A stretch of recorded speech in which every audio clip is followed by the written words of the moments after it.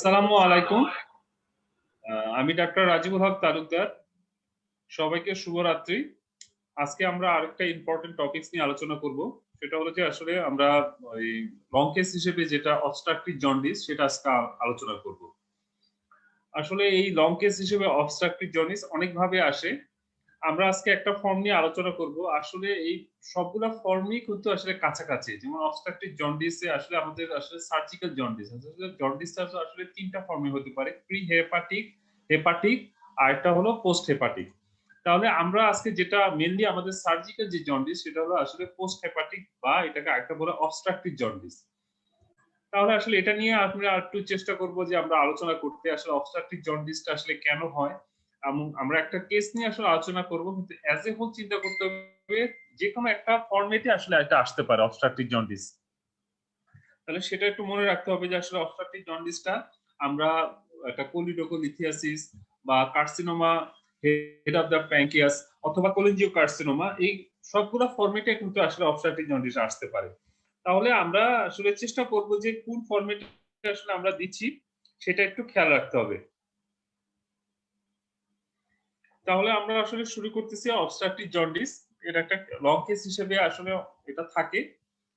তাহলে আমরা দেখতে পাচ্ছি যে একটা পার্টিকুলারস অফ দ্য পেশেন্ট এটা একটা সিনারিও এটা যেকোনো একটা ইয়েতে আমরা আসলে সবগুলো পয়েন্ট আমরা দেওয়ার চেষ্টা করব।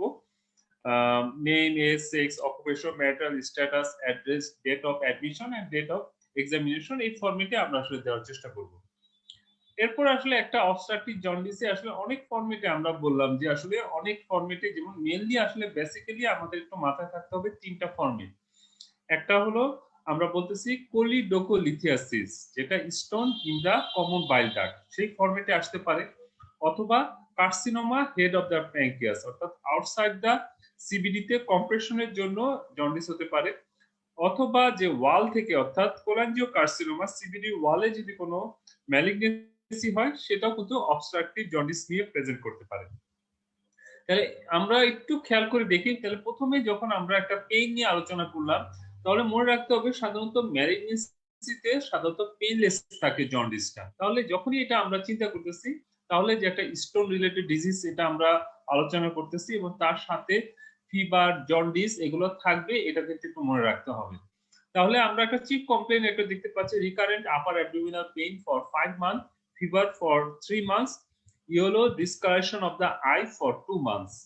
অথবা অনেক সময় আমরা দিই যে yellow discolouration of the eye, high colour urine আর পেল কালার স্টুল ফর 2 মান্থস। তাহলে আমরা জানি যে অবস্ট্রাকটিভ জন্ডিসে স্কিনে যে বিলুমিন পিগমেন্ট জমা হচ্ছে সাইড বাই সাইড দেখা যাচ্ছে যে ইউরিনটা হাই কালার হচ্ছে আর ক্লে কালার বা হোয়াইট কালার হচ্ছে সেটা হলো স্টুল। তাহলে এই কথাগুলা কিন্তু একটু মনে রাখতে হবে। তাহলে চিফ কমপ্লেইনে আমরা ৩ টা বা ৪ টা কমপ্লেইন আমরা দিতে পারি। তাহলে এভাবে আমরা দিলাম। recurrent upper abdominal pain for 5 months, fever for 3 months, yellowish discoloration of the eyes for 2 months.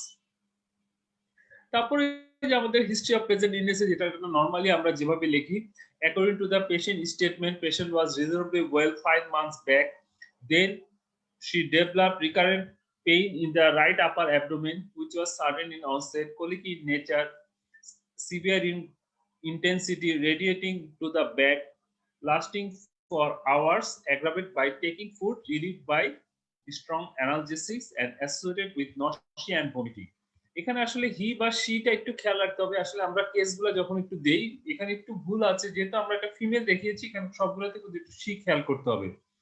তারপরে recurrent having recurrent attack of pain at an interval of 1 to 2 months. তারপরে যে আমরা দেখালাম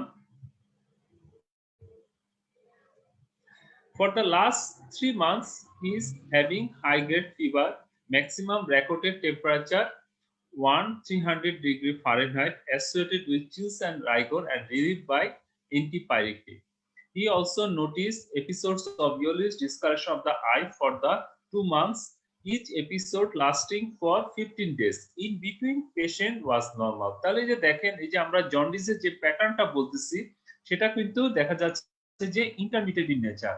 অর্থাৎ দেখা যাচ্ছে যে পেশেন্টের ফিভার হচ্ছে পেইন হচ্ছে এবং তার সাথে ইন্টারমিটেন্ট জন্ডিস। তাহলে এই ৩ টা ক্রাইটেরিয়া কিন্তু মনে রাখতে হবে এটা হলো কোলিডোকোলিথিয়াসিস। এই জিনিসটাই আমরা বলতে চাচ্ছি। তাহলে দেখা যাচ্ছে each episode lasting for 15 days and in between patient was normal. তাহলে দেখা যাচ্ছে যে পেশেন্টের একদম জন্ডিসটা প্রায় নিয়ার নরমাল বা আপ টু দা দেখা যাচ্ছে বেজ লাইনের দিকে চলে যাচ্ছে। তাহলে এটা মনে রাখতে হবে। তাহলে এটা একটা মোস্ট প্রবাবলি এটা মনে হচ্ছে যে এটা একটা কোলিডোকোলিথিয়াসিস এর একটা পেশেন্ট হচ্ছে। তারপরে যে আমরা বলতেছিলাম যে একটা পেশেন্ট সাধারণত পেল কালার স্টুল এবং ডার্ক ইউরিন সাধারণত সে পাস করে। আর আরেকটা জিনিস আমরা জানি যেহেতু তার দেখা যাচ্ছে বাইল সল্ট ডিপোজিট হচ্ছে স্কিনে, তখন তার দেখা যাচ্ছে জেনারেলাইজ ইচিং হচ্ছে, নেইল গুলো অনেক শাইনি হয়ে যায়। তার সাথে যে কোনো কোমরবিড কন্ডিশন আছে কিনা সেটা আমাকে বলতে হবে। সাধারণত আমরা হিস্ট্রি অফ প্রেজেন্ট ইলনেসে এগুলো উল্লেখ করব। তারপরে পাস্ট ইলনেসে নরমালি যেগুলো আছে, ঠিক আছে, কোনো সিমিলার কোনো ইলনেস প্রিভিয়াসলি সে আছে কিনা, কোনো ব্লাড ট্রান্সফিউশনের হিস্ট্রি আছে কিনা, পার্সোনাল হিস্ট্রি সে স্মোকার কিনা, তারপরে কোনো অ্যালকোহলের হিস্ট্রি আছে কিনা, কোনো ডায়েটারি কোনো স্পেশাল হ্যাবিট তার আছে কিনা, নরমাল ডায়েটারি ফুড যেগুলো খায় সেটা তাকে বলতে হবে, ফ্যাটি ফুড টেক তার কেমন হয় সেটা তাকে বলতে হবে। এই কথাগুলো আমরা এবং সে কোনো সাধারণত অনেক সময় যে আমরা বিটেল নাট তারপরে এগুলো আমরা সাধারণত উল্লেখ করার চেষ্টা করি। ফ্যামিলি হিস্ট্রিতে আদার্স মেম্বার্স অফ দ্য ফ্যামিলিতে কোনো history of same kind of disease আছে কিনা সেটা আমাকে উল্লেখ করতে হবে। তারপরে আমরা আসি কি ড্রাগ হিস্ট্রি। ড্রাগ হিস্ট্রিতে তার কোনো সাধারণত দেখা যাচ্ছে যে এনটিএ আলসার নিচ্ছে, অ্যানালজেসিক্স নিচ্ছে, সেটা আমাকে উল্লেখ করতে হবে। Socioeconomic condition, immunisation, allergy to drugs or food. আর অবস্টেটিক এন্ড গাইনোকোলজি হিস্ট্রি এটা অনলি ফর ফিমেল পেশেন্ট। যদি ফিমেল হয়ে থাকে তাহলে আমাকে কিন্তু অবস্টেটিক এন্ড গাইনোকোলজিক্যাল হিস্ট্রিটা আমাকে মেনশন করতে হবে এবং মেনস্ট্রুয়াল হিস্ট্রিটা মেনশন করতে হবে। এটা শুধু ফিমেল পেশেন্টের জন্য। তারপরে অন জেনারেল এক্সামিনেশন এগুলো আমরা যে প্রতিটা পয়েন্ট আমাকে ইল লুকিং, বডি বিল্ড, কোঅপারেশন কিনা, ডেকুবিটাস কেমন, নিউট্রিশনাল স্ট্যাটাস, মেন্টাল স্ট্যাটাস এখানে খুবই ইম্পর্টেন্ট। কারণ জন্ডিস পেশেন্টের একটু খেয়াল করতে হবে যে অনেক সময় যে হেপাটিক কমাতে চলে যায়, তাহলে তার মেন্টাল স্ট্যাটাস, সে ওরিয়েন্টেড কিনা, অ্যালার্ট কিনা, কনসাস কিনা, এই কথাগুলো কিন্তু এখানে উল্লেখ করতে হবে। তারপর ডেকুবিটাস অন চয়েস, তারপরে হাইড্রেশন স্ট্যাটাস আর অ্যানিমিয়া, জন্ডিস, এখানে পেশেন্টের জন্ডিস 2টা বা 3টা পজিটিভ হতে পারে, কামিং, কয়লোনাইকা, লিকোনাইকা, ইডিমা, এগুলো নরমালি আমাকে লিখে যেতে হবে লিনোট এবং এনি পিগমেন্টেশন আছে কিনা।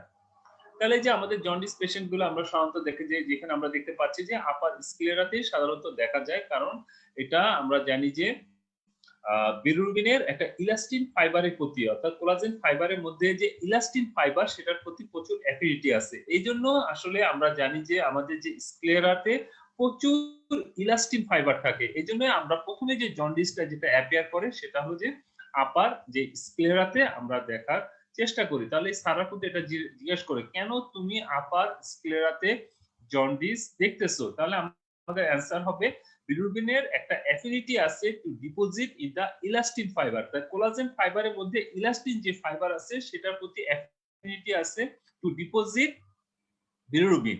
আরেকটা আমরা জানি যে আমাদের আসলে আমাদের যে আমরা যে বাঙালিরা সাধারণত দেখা যাচ্ছে যে একটা মাটি কালার বা ডার্ক কালার অ্যাপিয়ারেন্স থাকে, স্কিনেও কিন্তু ইলাস্টিন ফাইবার আছে, কিন্তু আমরা জানি যে একটা হোয়াইট ব্যাকগ্রাউন্ডে ইয়েলোটা ভালো বোঝা যাবে।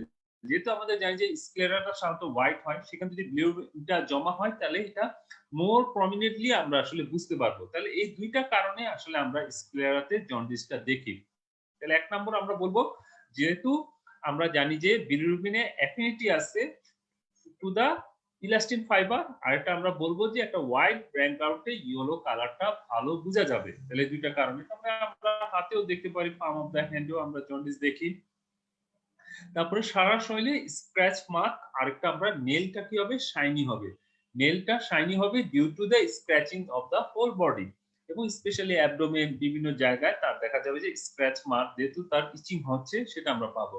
তারপরে plus pulse, blood pressure, respiration, temperature raise হতে পারে, কারণ রিপারেন্ট কোলেনজাইটিস হয় ডিউ টু দ্য স্টোন। এই স্টোনের জন্য তার কোলেনজাইটিস হচ্ছে, এই জন্য তার দেখা যাচ্ছে ফিভার, জন এবং তার পেইন গুলো হচ্ছে। তারপরে অনেক সময় পেশেন্টের ক্যাথেটার করা থাকে বা ইনজিটিউব করা থাকে বা কোনো দেখা যাচ্ছে আইভি ক্যানুলা থাকে, তাহলে আদার্স কোনো ডিফর্মিটি বা কোনো অ্যাবনর্মালিটি আছে কিনা সেটা কিন্তু আমার জেনারেল এক্সামিনেশনে বলতে হবে।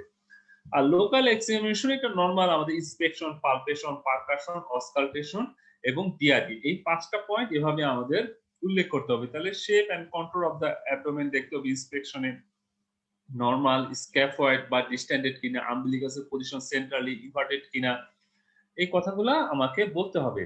তারপরে স্কিন ওভার দ্য অ্যাবডোমেন কোনো স্কার মার্ক আছে কিনা, ফিমেল থাকলে দেখা যাচ্ছে যে বিভিন্ন স্ট্রায়া দেখা যায় সেটা দেখা যাচ্ছে কিনা, এনগ্রোস ভেইন আছে কিনা, কোনো ভিজিবল পেরিস্টাসিস আছে কিনা, কোনো পিগমেন্টেশন আছে কিনা, এগুলো সবগুলো আমাকে উল্লেখ করতে হবে। এবং আমাদের রেসপিরেশনের সাথে তার যে মুভমেন্ট সেটা আমাকে উল্লেখ করতে হবে। তারপরে আমাদের যদি অবভিয়াস কোনো সোয়েলিং যদি আমরা দেখি, তার যে size, shape, extension, surface, movement with respiration সেটা দেখতে হবে এবং পেশেন্টকে একটা আস্ক করতে হবে to cough to assess the hernial orifice. কোনো হার্নিয়াল অরিফিসে কোনো তার কোনো বালজিং বা সোয়েলিং দেখা যাচ্ছে কিনা, কাশি দিলে সেটা আমাকে দেখতে হবে। Palpation is superficial palpation, deep palpation এবং স্পেসিফিক অর্গান পালপেশন। তাহলে সেটা আমাকে দেখতে হবে কোনো মাসেল গার্ড রিজিডিটি, কারণ এই পেশেন্টে একটা রাইট হাইপোকন্ড্রিয়াকে তার একটা মাসেল গার্ড রিজিডিটি থাকার একটা পসিবিলিটি আছে, যেহেতু রিকারেন্ট তার কোলেনজাইটিস হচ্ছে। তাহলে এই কথাগুলো আমাকে বলতে হবে। তারপরে আমরা নরমালি লিভার, স্কিন, কিডনি এগুলো আমরা পালপেট করব। কিডনি সাধারণত ব্যালেটেবল আমরা করব। তারপরে যে আমরা লিভার পালপেশন কিভাবে করব, এটা সাধারণত যে আমরা জানি যে এটা রাইট আলিয়া ফোসা থেকে শুরু করতে হবে এবং এটা অবশ্যই আমরা চেষ্টা করব বসে করতে, পেশেন্টের পাশে বসে করতে হবে। এটা কিন্তু দাঁড়ায় করলে হবে না, এই কথাগুলো মনে রাখতে হবে। আমাদের রেকটাস যে মাসেল আছে ঠিক তার ল্যাটারালি শুরু করতে হবে এবং ইন্ডেক্স ফিঙ্গারটা প্যারালাল থাকবে কি কোস্টাল মার্জিনের সাথে। এই জিনিসগুলো আমাকে মনে রাখতে হবে এবং আমরা ইন্ডেক্স ফিঙ্গারের রেডিয়াল বর্ডার দিয়ে আমরা আসলে ইন্সপিরেশনের সময় আমরা পালপেশনটা আমরা প্রোগ্রেস করে আগিয়ে যাব। তাহলে পেশেন্টকে অবশ্যই একটা ইনস্ট্রাক্ট করতে হবে আপনি লম্বা লম্বা শ্বাস নেন। তাহলে এই কথাগুলো আমাকে মনে রাখতে হবে। তারপরে আমরা যখনই লিভার পালপেশন শেষ করব, অবশ্যই তার upper border of the liver ডানলেসটাও আমাকে অ্যাসেস করে নিতে হবে, যে আমরা দেখতে পাচ্ছি ছবিতে। এরপরে কি আসে? এরপরে আসে যে আমাদের সাইড বাই সাইড, যেহেতু আমরা একটা অ্যাবডোমিনের একটা কেস রিলেটেড, আমরা একটা রাইট হাইপোকন্ড্রিয়াকে পেইন আছে, তাহলে তার মার্ফিস সাইনটা এখানে নেগেটিভ হবে। তাহলে এই কথাটাও আমাকে বলে দিতে হবে।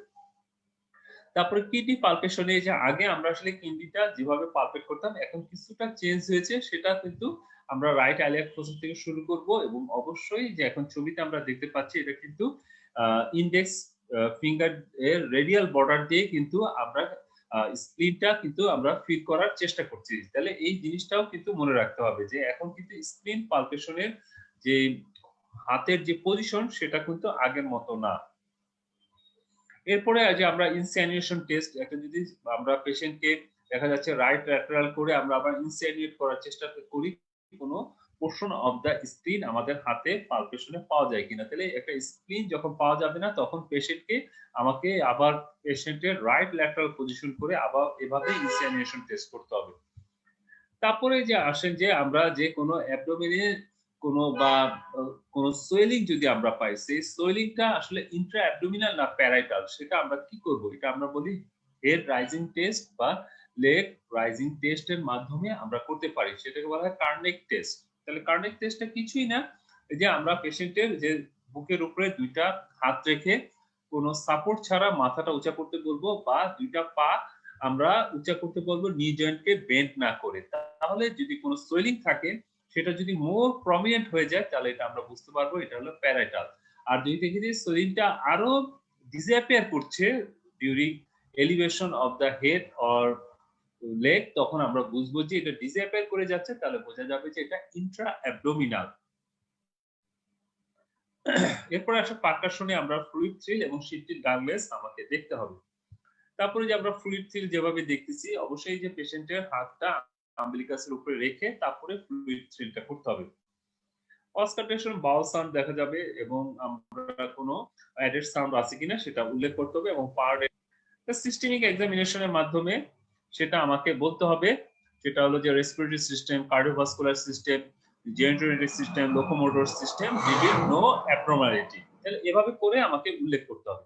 তারপরে স্যালিন ফিচারটা একটু সুন্দর করে বলতে হবে যে মিস্টার এত ফার্মার সে কোথা থেকে আসছে, admitted in this hospital on এত, তারপর কমপ্লেনশন কোলিকি আপার অ্যাবডোমিনাল পেইন ফর, আমরা জানি যে 5 মান্থ বলেছিলাম, intermittent type of obstructive jaundice for 3 month, তাহলে যে এখানে কিন্তু সবগুলো আমরা মেডিকেল টার্ম ইউজ করতে পারতেছি, এবং high grade fever with chills and rigor for 2 month.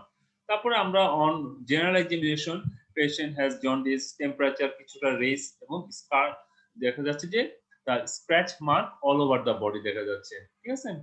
On abdomen examination mild tenderness in the right hypochondriac region but no palpable abnormality or organomegaly. তাহলে এভাবে করে কিন্তু সেলিং ফিচারটা কিন্তু আমরা জাস্ট জিস কথাটা তাকে আমরা এখানে উল্লেখ করব।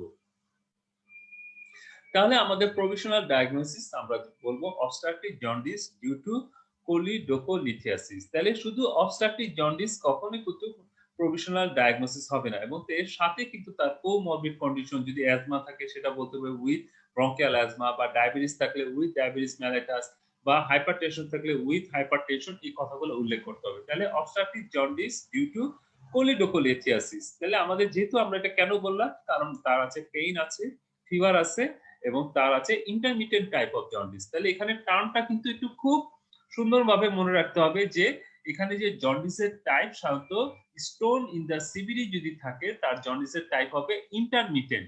ইন্টারমিটেন্ট মানে তার জন্ডিসটা দেখা যাবে যে একটা পিরিয়ডে, একটা টাইম ইন্টারভেলে তার দেখা যাচ্ছে যে জন্ডিসটা নিয়ার টু বেস লাইন চলে আসছে, অর্থাৎ তার একটা জন্ডিস ফ্রি পিরিয়ড দেখা যাচ্ছে, এটাকে বলা হয়েছে ইন্টারমিটেন্ট টাইপ অফ জন্ডিস।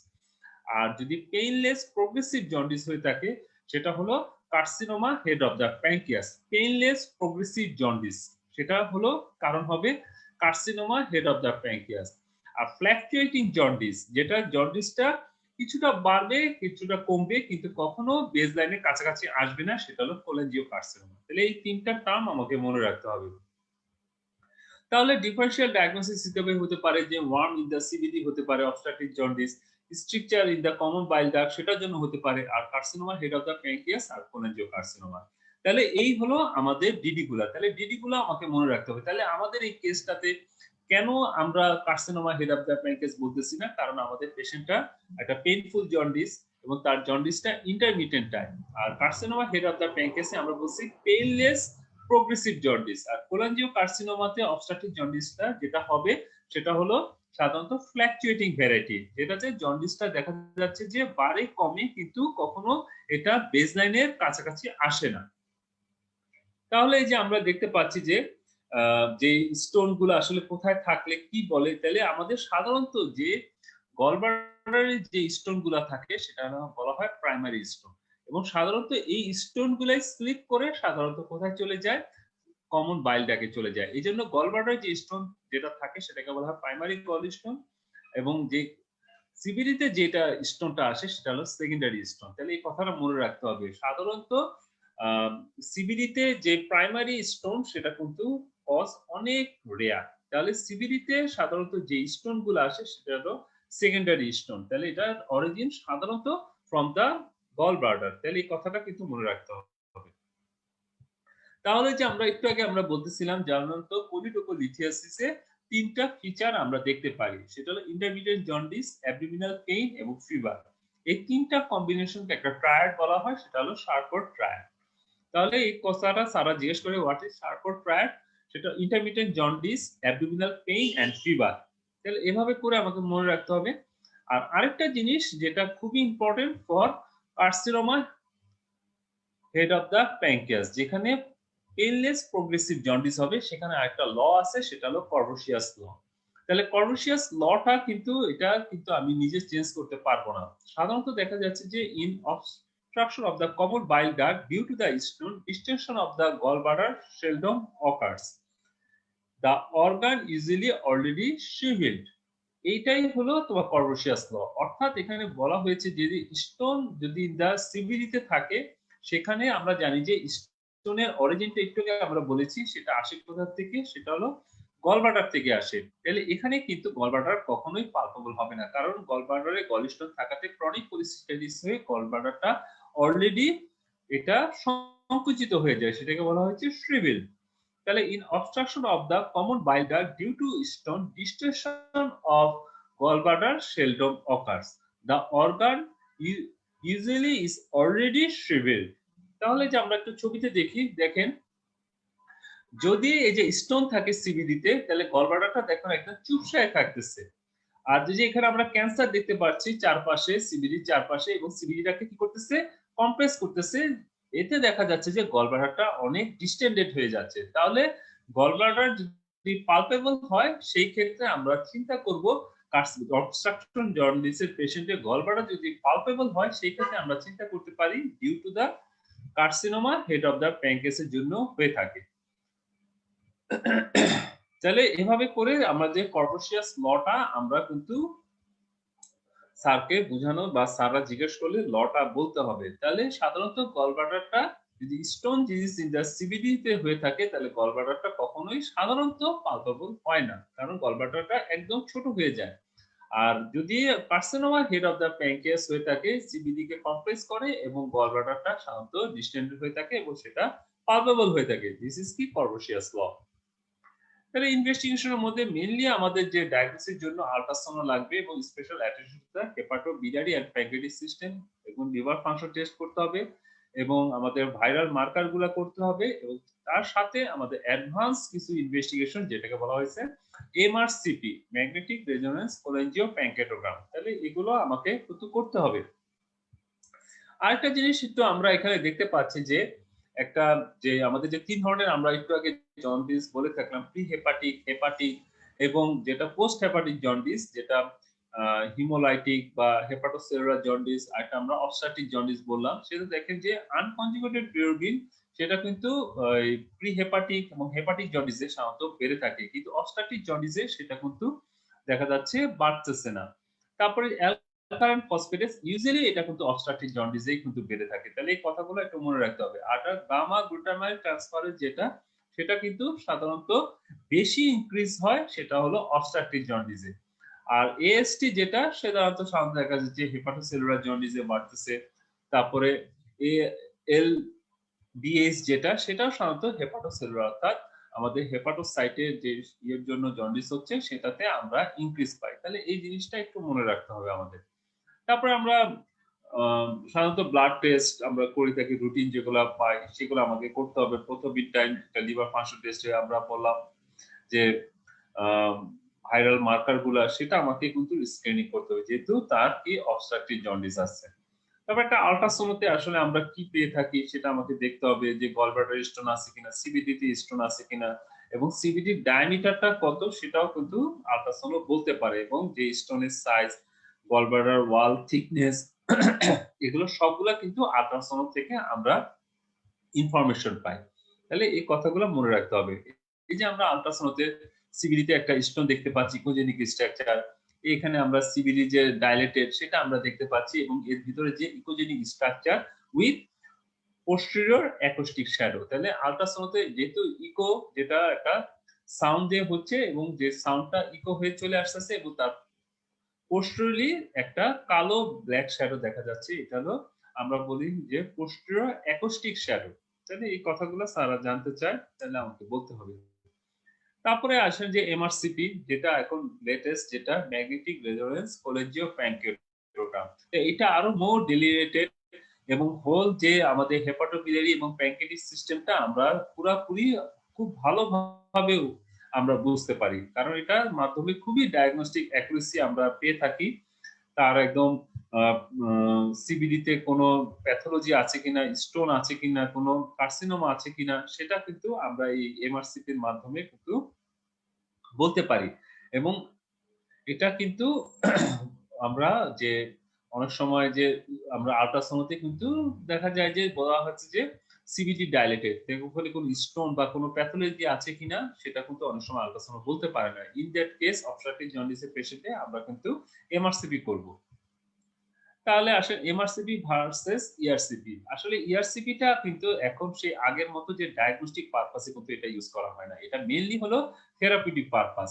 কিছু কিছু ক্ষেত্রে আসলে ডায়াগনোসিস পারপাসে আমাদের করা লাগে, কিন্তু মনে রাখতে হবে এটা মেইনলি থেরাপিউটিক পারপাস। যেমন স্ফিংক্টারোটমি, অর্থাৎ স্ফিংক্টার অফ ওডিটা অনেক সময় আমাদের স্ফিংক্টারোটমি করতে হয়, স্টোন এক্সট্রাকশন, স্টেন্টিং, অনেক সময় খুব ডিপলি জন্ডিস পেশেন্টকে আমাদের ডিকম্প্রেস করা লাগে সেই ক্ষেত্রে আমরা কিন্তু স্টেন্টিং করি preoperatively to reduce the jaundice.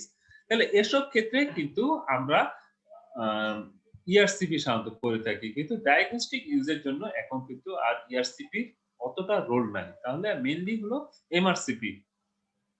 তাহলে যে আমরা এমআরসিপি দেখতে পাচ্ছি, এটা একটা magnetic resonance cholangiopancreatogram, multiple hypo intense area within the CVD and there is absence of gallbladder। এবং এটা দেখা যাচ্ছে যে এই ছবিতে দেখেন এই যে আমরা এক্সট্রা হেপাটিক এবং ইন্ট্রা হেপাটিক বিলিয়ারিটি আমরা দেখতে পাচ্ছি, এবং মাল্টিপল আমরা কি দেখতেছি, hypo intense area within the CBD. এই যে এখানে দেখা যাচ্ছে, এখানে 3টা বা 4টা দেখা যাচ্ছে যে মাল্টিপল হাইপো ইন্টেন্স এরিয়া। তাহলে আমরা যখন এমআরসিপি বলবো এটা ইন্টেন্সিটির উপরে, এবং এখানে আসলে গলব্লাডার থাকার কথা, গলব্লাডার কোনো কারণে কোলিসিস্টেক্টমি হয়ে গিয়েছে, তারপরে আমরা স্টোন দেখতে পাচ্ছি। তাহলে এমন ক্ষেত্রে সাধারণত সিবিডিতে যে স্টোনটা, সেই ক্ষেত্রে আমরা বলতে পারবো এটা প্রাইমারি স্টোন। তাহলে সাধারণত সিবিডিতে সাধারণত স্টোন যেটা হয় সেটা হলো secondary stone that origin from gallbladder. তাহলে সিটি স্ক্যানেও কিন্তু অনেক সময় আমরা দেখতে পারি এই যে সিবিডিটা আমরা দেখতে পাচ্ছি, এবং এখানে দুইটা দেখা যাচ্ছে লোয়ার এন্ডে হাইপার ডেন্স এরিয়া দেখা যাচ্ছে at the lower end of the CBD. তাহলে দেখেন যখন আমরা সিটি স্ক্যানে আসবো তখন কিন্তু এটা ডেনসিটি হবে, আর যখন এমআরআই বা এমআরসিপি তখন কিন্তু ইন্টেন্সিটি। তাহলে এই টার্মগুলো একটু মনে রাখতে হবে। তারপরে যে আমরা রুটিন ইনভেস্টিগেশনে যে CBC, chest X ray, ECG, creatinine, electrolytes, তাহলে এগুলো একটা রুটিন একটা আমাদের ইনভেস্টিগেশন করতে হবে। কনফার্ম ডায়াগনোসিস আমরা পেয়ে গেলাম অবস্ট্রাকটিভ জন্ডিস ডিউ টু কোলিডোকোলিথিয়াসিস। তাহলে যখন ডায়াগনোসিস কনফার্ম হবে তখন পেশেন্টকে কাউন্সেলিং করতে হবে এবং প্রিপেয়ার করতে হবে ফর সার্জারি। এবং কাউন্সেলিং, এবং এটা খুবই ইম্পর্টেন্ট যে তাকে কাউন্সেলিং না করে কিন্তু কখনোই অপারেশন করা যাবে না। তার মোড অফ থেরাপি বা ট্রিটমেন্ট সেগুলো আমাকে বলতে হবে কাউন্সেলিং এর সময়, তার কনসেন্ট নিতে হবে এবং তাকে আমরা সার্জারির জন্য প্রিপেয়ার করতে হবে। তাহলে একটা নরমাল পেশেন্টের সার্জারির জন্য প্রিপেয়ার করা আর একটা অবস্ট্রাকটিভ জন্ডিসের জন্য সার্জারির জন্য প্রিপেয়ার করা কিন্তু ভিন্ন। কারণ অবস্ট্রাকটিভ জন্ডিস যেহেতু তার আছে, সে immunocompromise, he or she is prone to develop infection, so that you have to give prophylactic antibiotic. তাহলে এটা খুবই ইম্পর্টেন্ট। এখন আসেন যখন আমরা ট্রিটমেন্ট দিব সেটা কিন্তু স্টোনের সাইজের উপর নির্ভর করবে। সাধারণত বলা হয় যে যদি লেস দেন 1 সেন্টিমিটার যদি ডায়ামিটার স্টোন হয় সিবিডিতে, তাহলে সেই ক্ষেত্রে আমরা জানি এটা আমরা এক্সপেক্ট করতে পারি, আমরা বললাম যে stone removal by the ERCP and followed by at the same hospital admission patient is advised for laparoscopic cholecystectomy। তাহলে এটাই মনে রাখতে হবে যে যখন স্টোনের সাইজ লেস দেন 1 সেন্টিমিটার হবে সাধারণত আমরা অ্যাডভাইস করব পেশেন্টের আগে ERCP and followed by at the same admission for cholecystectomy, preferably laparoscopic cholecystectomy। তাহলে এভাবে স্যারকে অ্যানসার দিতে হবে। তাহলে এটা কেন আমরা আগে ইআরসিপি বলতেছি, কারণ ইআরসিপিটার আসলে এটার success rate for stone extraction অনেক সময় দেখা যায় যে এটা ফেল করতে পারে। কারণ কিন্তু তাহলে পেশেন্টের আগে কিন্তু আমরা cholecystectomy করব না। তাহলে আগে আমরা লেস দেন 1 সেন্টিমিটার হয়ে থাকলে মিনিমাল ইনভেসিভের মাধ্যমে আমরা আগে চেষ্টা করব যে ইআরসিপির মাধ্যমে আমরা সিবিডি স্টোনটা এক্সট্রাক্ট করার জন্য, এবং ওই সিটিং এ আমরা, কারণটা হলো এই কারণে যে দেখা যাচ্ছে যে আমরা জানি যে সিবিডিতে স্টোন গুলো আসে কোথা থেকে, সেটা আসে হলো গলব্লাডার থেকে। যেন আমরা বলেছি যে প্রাইমারি স্টোন অরিজিন সেটা হলো গলব্লাডার, তাহলে অবশ্যই গলব্লাডারটা রিমুভ করতে হবে। তাহলে সেম হসপিটাল অ্যাডমিশনে we advise for laparoscopic cholecystectomy. তাহলে যে আমরা ইআরসিপি দেখতে পাচ্ছি, আমরা কিভাবে যে আমরা ইআরসিপি, তাহলে ইআরসিপি যখনই আমরা ফিল্ম দেখব সেখানে কিন্তু এই যে আমাদের এন্ডোস্কোপের প্রবটা কিন্তু দেখা যাবে, ঠিক আছে? তাহলে এই কথাটা কিন্তু মনে রাখতে হবে, যখন ইআরসিপি দেওয়া হয় তখন এই যে আমরা বুঝবো সেটা কিভাবে, সেটা হলো যে এই যে আমরা এন্ডোস্কোপে আমরা ছবিটা এক্স-রে তে দেখতে পাবো। তাহলে this is a film of ERCP. তাহলে আমরা visualisation of the intra and extra hepatic biliary channel এবং মাল্টিপল আমরা দেখা যাচ্ছে negative shadow within the CBD. তাহলে আমাদের ডায়াগনোসিস কি হবে? কোলিডোকোলিথিয়াসিস। তাহলে যে ইআরসিপির মাধ্যমে যে আমরা দেখতে পাচ্ছি যে আমরা স্ফিংক্টারোটমি করে আমরা দেখা যাচ্ছে যে ডর্মিয়া মাস্কেটের মাধ্যমে এই যে আমরা সিবিডি থেকে স্টোন বের করে নিয়ে আসতেছি, যে ইআরসিপির প্রপ সেটা থেকে যে আমরা সিবিডিতে আমরা যে স্টোন এক্সট্রাক্ট করতেছি সেটা কিন্তু আমরা করতে পারি। এরপর আসেন যে একটা প্রবলেম, যে আমরা একটু আগে বলতেছিলাম যে একটা জন্ডিস পেশেন্টের যখন সার্জারি করব তার প্রিপারেশন, তাহলে পেশেন্টের দেখা যাচ্ছে যে আমরা জানি যে তার ফ্যাট সলিউবল ভিটামিন, যেটা ভিটামিন কে কিন্তু অ্যাবজর্ব হচ্ছে না, সো দ্যাট যে আমরা জানি যে 2, 7, 9, 10 যে কোয়াগুলেশন ফ্যাক্টর সেটা ডেফিসিয়েন্সি থাকে। তাহলে এই ক্ষেত্রে যেহেতু তার ফ্যাট তার গাট থেকে অ্যাবজর্ব হচ্ছে না, তাহলে অবশ্যই আইভি ফর্মে ভিটামিন কে ইনজেকশন দিতে হবে ফর প্রিভেনশন অফ কোয়াগুলোপ্যাথি। তাহলে এক নম্বর কথা যদি বলা হয় যে পেশেন্টকে প্রিপেয়ার করতে হলে, তাহলে অবশ্যই পেশেন্টকে তার কোয়াগুলোপ্যাথি কারেকশন করতে হবে আইভি ভিটামিন কে ইনজেকশন। এটা কিন্তু আইএম ফর্মে আমরা কিন্তু অ্যাডভাইস করব না, কারণ যেহেতু তার কোয়াগুলোপ্যাথি আছে, মাসেল ট্রমা হবে এবং ইনজেকশন সাইট যদি আইএম দেওয়া হয় তাহলে সেখানে হেমাটোমা হবে। তাহলে এই কোশ্চেনগুলো সারা ধরে থাকে, অ্যান্সারটা এভাবে দিতে হবে। আরেকটা হলো হেপাটোরেনাল সিনড্রোম। আমরা জানি যে bile salt renal tubules block করে রেনাল ফেলার করতে পারে, this is called hepatorenal syndrome.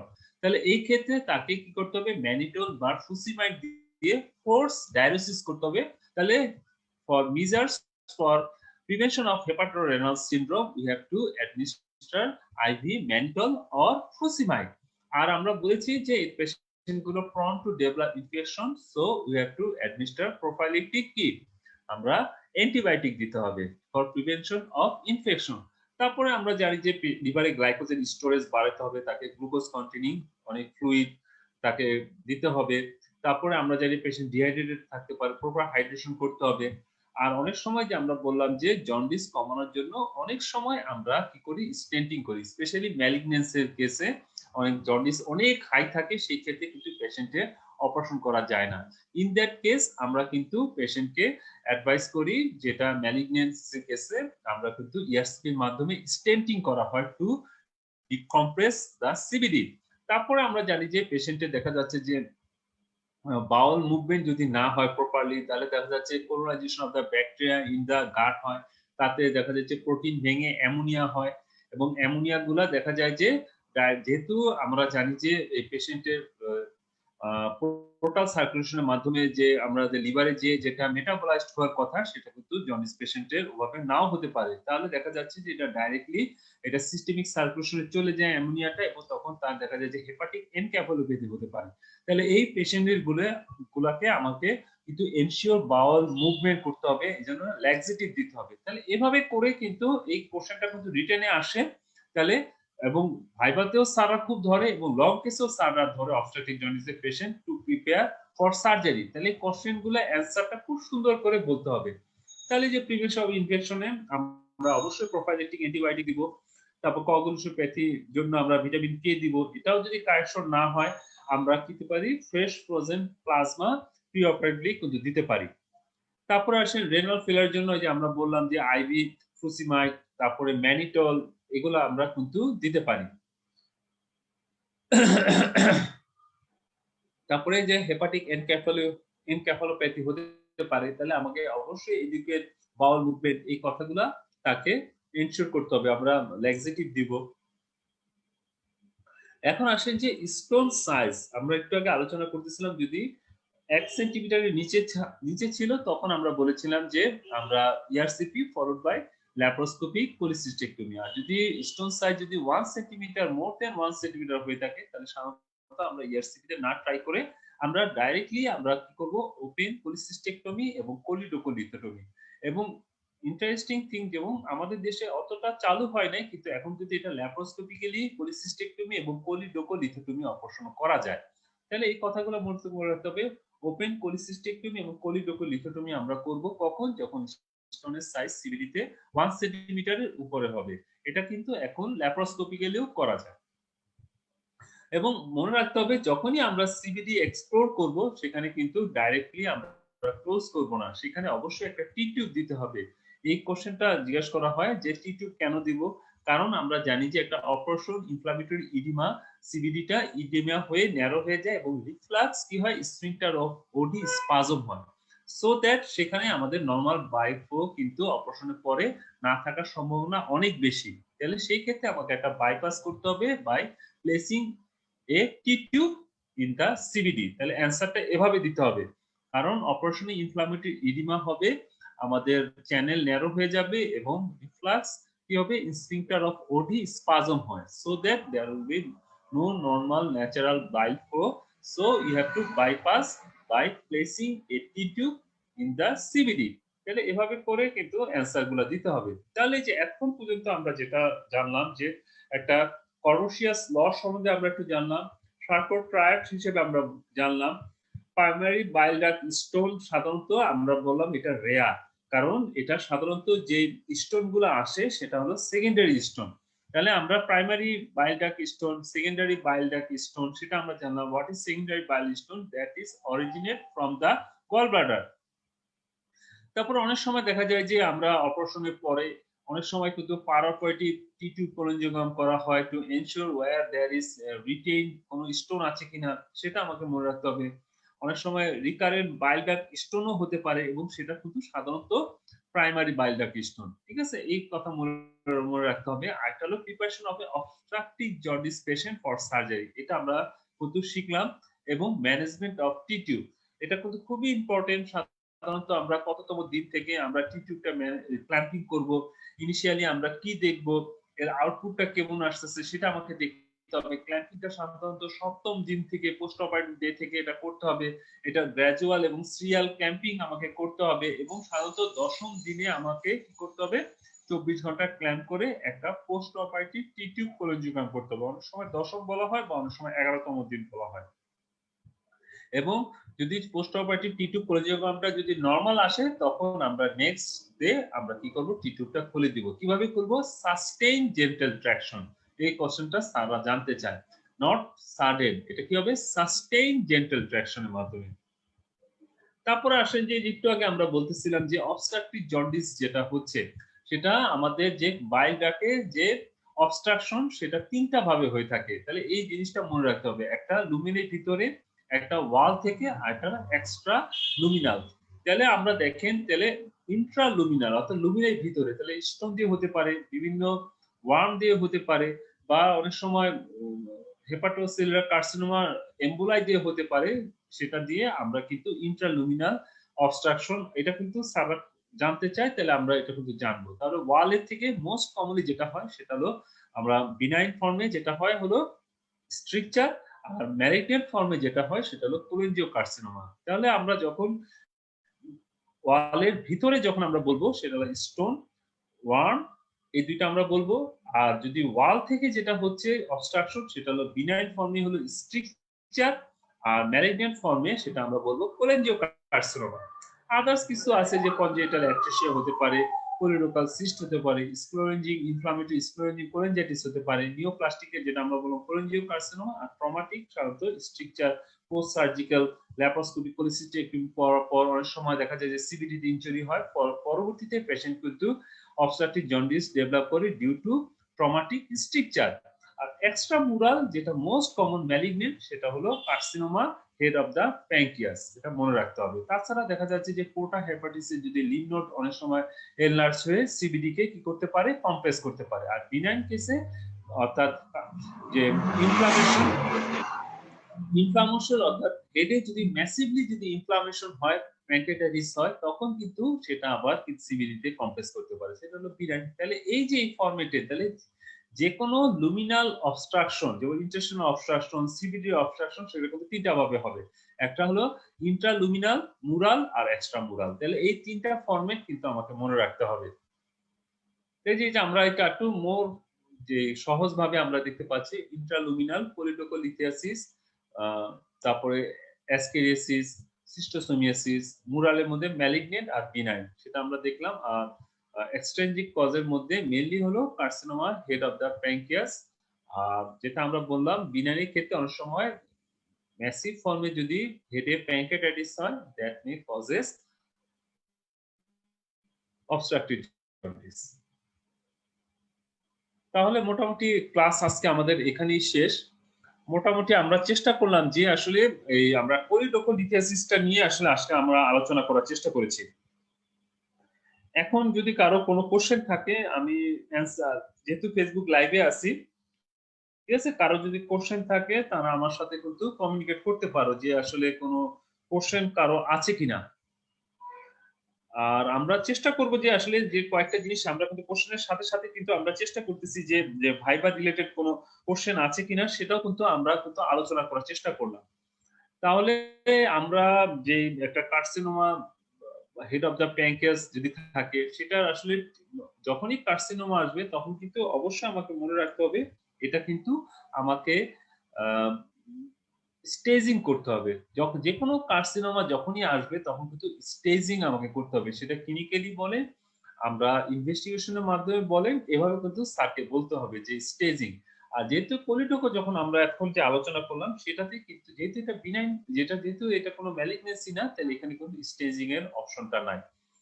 তাহলে এভাবে করে কিন্তু স্যাররা যে লং কেস গুলা কিভাবে ইয়ে করে আর যেটা আমরা বললাম যে আসলে এই কেস গুলাতে সাধারণত দেখা যাচ্ছে যে লং কেস গুলো অবস্ট্রাকটিভ জন্ডিস আসলে ফিজিক্যাল ফাইন্ডিংস ওভাবে কিন্তু থাকে না। স্যাররা বলে যে অ্যানিমিয়াটা দেখাও, কোথায় দেখতেছো? জন্ডিসটা দেখাও, কোথায় দেখতেছো? কেন তুমি আপার স্ক্লেরাতে দেখলা? ওই অ্যান্সার গুলা যে আমরা জানি যে ইলাস্টিন ফাইবারের প্রতি অ্যাফিনিটি আছে বিলিরুবিনের।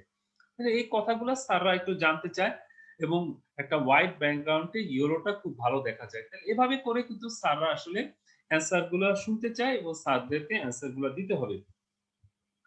তাহলে মোটামুটি আজকে ক্লাস আমাদের এখানেই শেষ। সবাইকে শুভরাত্রি। আশা করি সবাই ভালো থাকবে। আল্লাহ হাফেজ।